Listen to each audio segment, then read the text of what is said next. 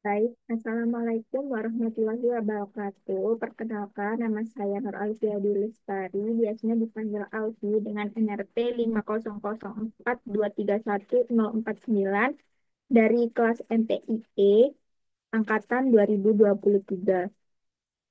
Di sini saya akan mempresentasikan hasil PowerPoint yang telah saya buat dari jurnal dengan judul Spektrometri Massa, Dasar-Dasar dan Aplikasinya. Lalu di sini ada table of content, ada 10 bagian. Yang pertama yaitu ada pendahuluan, lalu ada sejarah singkat, prinsip dasar spektrometri massa, lalu ada metode ionisasi pada spektrometri massa, lalu ada perbandingan MALDI dan ESI, kemudian ada jenis-jenis analis, lalu ada MSMS dan VTOF, kemudian ada aplikasi spektrometri massa dalam sains, selalu unggulan spektrometri massa, dan yang terakhir yaitu ada aplikasi spektrometri massa dalam sains.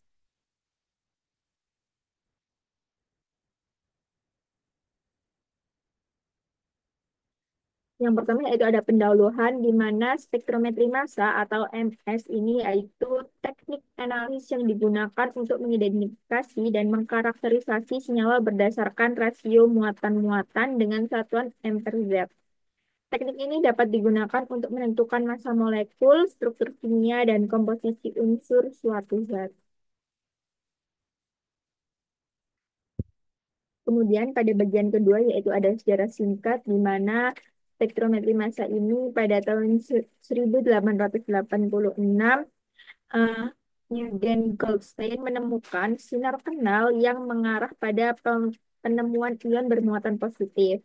Kemudian pada tahun 1898 Wilhelm Wien menemukan cara memisahkan ion berdasarkan muatan dan masanya. Pada tahun 1913 ada J.J. Thomson mengembangkan spektrometer massa pertama dan mengidentifikasi isotop. Jadi pada tahun 1913 inilah spektrometer massa pertama kali ditemukan. Kemudian pada tahun 1940-an digunakan secara luas dalam industri minyak bumi untuk analisis hidrokarbon dan pada tahun 1980 hingga tahun 2000 perkembangan teknik ionisasi seperti ESI dan MALDI merevolusi analisis biomolekul. Lalu ada prinsip dasar dari spektrometri massa. Yang pertama itu ada ionisasi, di mana ionisasi ini akan mengubah molekul menjadi ion bermuatan agar dapat dianalisis. Metode umumnya termasuk electrospray ionization atau ESI dan MALDI. Lalu yang kedua yaitu ada analisis massa. Ion ini akan dipisahkan berdasarkan rasio muatannya menggunakan penganalisis massa seperti hydropole atau medan listrik atau juga time of flight atau biasa disingkat dengan TOF untuk mengukur waktu tempuh ion. Lalu yang ketiga yaitu ada deteksi. Nah, ion yang telah dipisahkan mencapai detektor dan menghasilkan spektrum massa yang digunakan untuk mengidentifikasi komposisi dan struktur molekul sampelnya.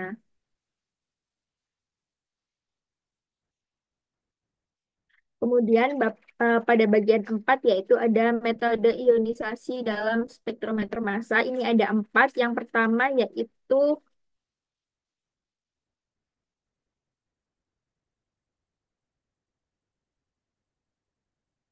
electron ionization atau AI menggunakan elektron berenergi tinggi.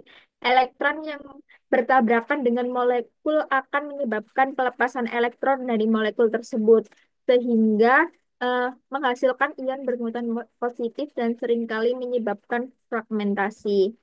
Kemudian yang kedua ada chemical ionization atau biasa disingkat dengan CI. Metode ionisasi lunak yang menggunakan reaksi kimia dengan gas reagen seperti metana, amonia, atau isobutana untuk mengionisasi molekul sampel. Nah, pada proses ini menghasilkan ion molekul yang lebih stabil dibandingkan dengan AI, sehingga lebih cocok untuk senyawa yang tidak tahan terhadap fragmentasi tinggi. Lalu yang ketiga ada electrospike ionization atau biasa disebut dengan ionic ESI.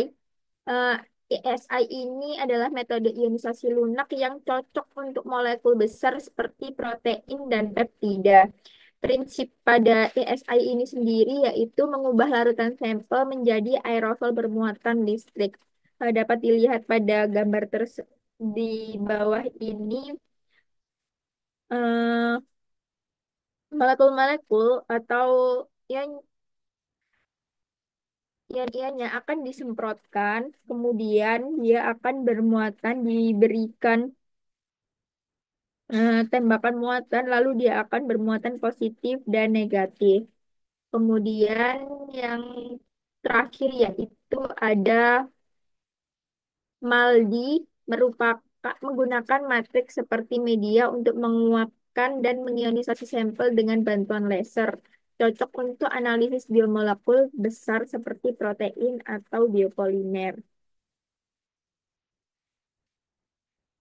Nah, seperti gambar berikut ini merupakan gambaran dari MALDI itu sendiri.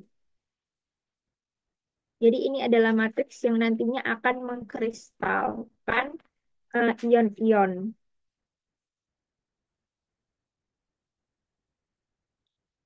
Kemudian pada bagian 5 yaitu ada perbandingan MALDI dan ESI. Eh, Pada fitur fase sampel, MALDI yaitu menggunakan fase sampel padat, sedangkan ESI menggunakan fase sampel cair. Kemudian untuk cara ionisasinya, pada MALDI menggunakan laser dan pada ESI menggunakan elektrospray.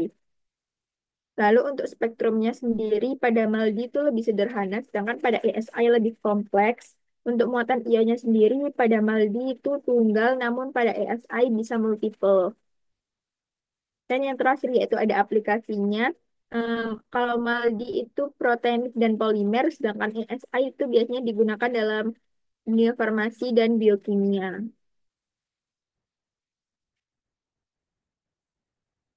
Kemudian pada bagian 6 ada jenis massa analyzer.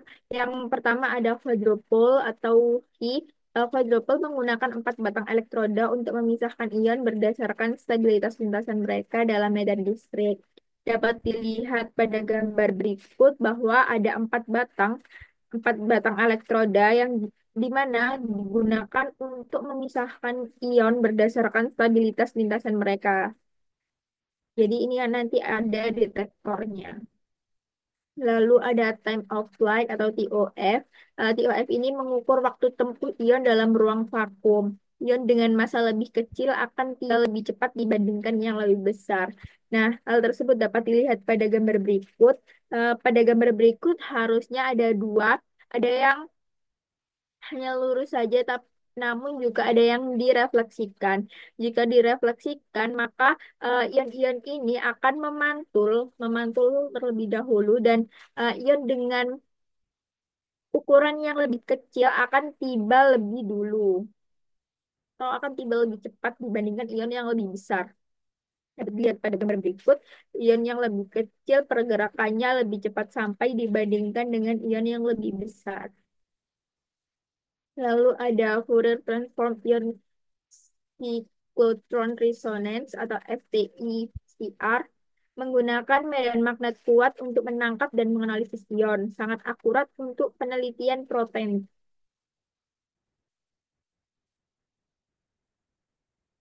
Kemudian pada bagian 7 ada tandem mass spectrophotometry dan HTOF, di mana tandem mass spectrophotometry merupakan teknik yang menganalisis dua atau lebih tahapan analisis untuk meningkatkan akurasi identifikasi.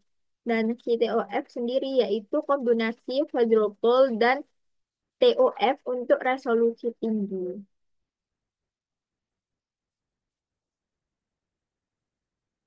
Kemudian pada bagian 8 di sini yaitu ada aplikasi spektrometri massa dalam sains.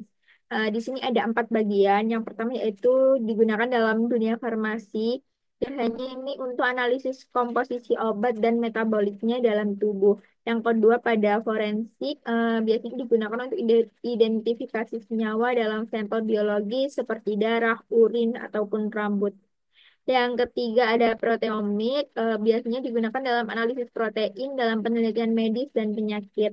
Dan yang terakhir yaitu pada industri makanan, biasanya digunakan untuk mendeteksi kontaminan dan kualitas bahan pangan.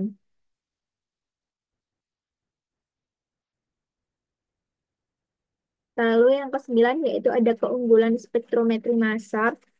Di sini ada empat keunggulan. Yang pertama yaitu spektrometri massal memiliki sensitivitas yang tinggi, di mana MS mampu mendeteksi zat dalam jumlah kecil seperti mulai dari nanogram hingga pikogram. Lalu yang kedua ada spesifikasi tinggi, sehingga MS dapat membedakan senyawa dengan massa yang serupa. Lalu yang terakhir yaitu dapat dikombinasikan dengan teknik lain seperti kromatografi cair dan gas.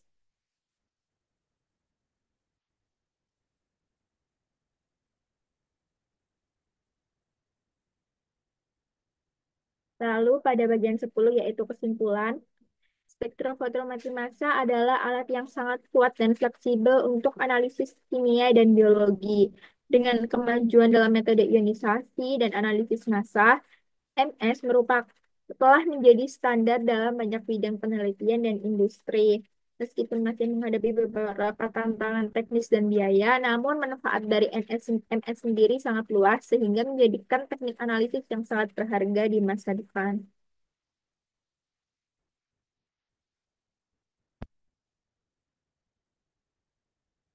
Baik, sekian presentasi yang bisa saya sampaikan. Jika ada salah-salahnya, saya mohon maaf yang sebesar-besarnya. Terima kasih. Wassalamualaikum warahmatullahi wabarakatuh.